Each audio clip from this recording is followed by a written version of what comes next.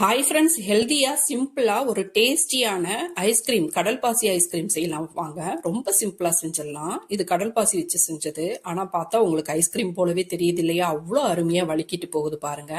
அவ்வளோ அருமையா இருக்கும். குழந்தைங்களுக்கு ரொம்ப பிடிக்கும். காய்ச்சின பால், காய்ச்சாத பால் எதுவா இருந்தாலும் எவ்வளோ வேணாலும் எடுத்து நம்ம நல்லா சுண்ட காய்ச்சிக்கலாம். நான் சுகர் சேர்க்காம தான் காய்ச்சுறேன். உங்களுக்கு விருப்பம்னா சுகர் சேர்த்துக்கலாம்.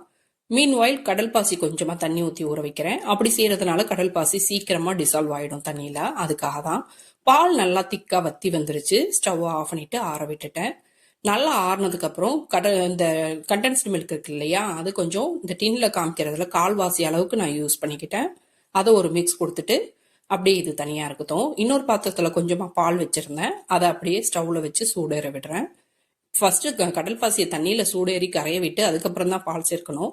பாத்திரம் நாம தானே கழுவுறோம்னு சொல்லிட்டு மிச்சப்படுத்தலாம்னு சொல்லிட்டு பால் இருக்கிற பாத்திரத்திலேயே கடல் பாசி ஊற வச்சிருந்ததையும் சேர்த்துட்டேன். கடல் பாசி கொஞ்சம் கரையிறதுக்கு இன்னும் ஒரு 5 நிமிஷம் எக்ஸ்ட்ரா எடுத்துக்கும். அவ்வளோதான், வேற ஒன்றும் இல்லை. ஒரே ஒரு டேபிள் ஸ்பூன் சுகர் மட்டும் சேர்த்துக்கிறேன் கடல் பாசிக்கு.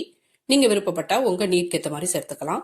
கிரேப்ஸ் சீட்லெஸ் சின்ன சின்னதாக சாப் பண்ணி வச்சிருக்கேன். பவுலில் இப்போ கொஞ்சமாக தான் செட் பண்ண போறேன். என்னோட பிள்ளைங்களுக்கு எப்போ எப்படி பிடிக்கும், என்ன வேண்டான்னு சொல்லுவாங்கன்னு தெரியாது. அதனால கொஞ்சமாக தான் பவுலில் செட் பண்ணுறேன்.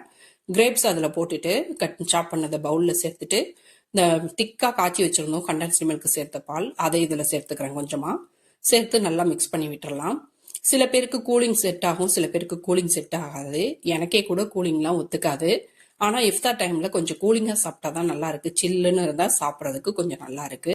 அதனால இது கூலிங்கா வேணும்னா நல்லா ஆற வச்சு ஃப்ரிட்ஜில் கொஞ்ச நேரம் வச்சு எடுத்துக்கலாம். இல்லைன்னா வெளியவே வச்சு நம்ம சாப்பிட்டுக்கலாம். நம்ம விருப்பம் தான். இப்போ கடல் பாசியும் ரெடி ஆயிடுச்சு. அந்த கடல் பாசிலேருந்து கொஞ்சமா எடுத்து இந்த பவுல்லையே செட் பண்ணிக்கிறேன். செட் பண்ணிட்டு கொஞ்சம் சூடு எல்லாம் வத்துறதும் இப்போ நட்ஸை நம்ம விருப்பம் போல நம்ம கட் பண்ணி சேர்த்துக்கலாம். நான் பாதாமும் பிஸ்தாவும் சேர்த்துருக்கேன். அதோட ஃப்ரூட்ஸ் நம்ம விருப்பம் போல என்ன ஃப்ரூட்ஸ் வேணாலும் சேர்த்துக்கலாம். சிட்ரஸ் ஃப்ரூட்ஸ் மட்டும் அவாய்ட் பண்ணிக்கிறது நல்லது, அவ்வளோதான்.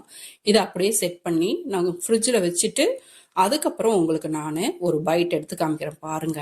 அவ்வளோ அருமையான டெக்ஸ்சர். ஐஸ்கிரீமே தோத்து போயிடும். அவ்வளோ சூப்பராக இருந்தது பாருங்க. டேஸ்ட் வைஸும் நல்லா இருந்தது, லுக் வைஸும் நல்லா இருந்தது. கண்டிப்பாக ட்ரை பண்ணி பாருங்க. ட்ரை பண்ணி பார்த்துட்டு ஃபீட்பேக்கை மறக்காம கமெண்ட்ல சொல்லுங்க. இந்த வீடியோ உங்களுக்கு யூஸ்ஃபுல்லா இருந்தால் லைக் பண்ணுங்க, சப்ஸ்கிரைப் பண்ணுங்க, ஷேர் பண்ணுங்க, சப்போர்ட் பண்ணுங்க ஃப்ரெண்ட்ஸ். தேங்க்யூ.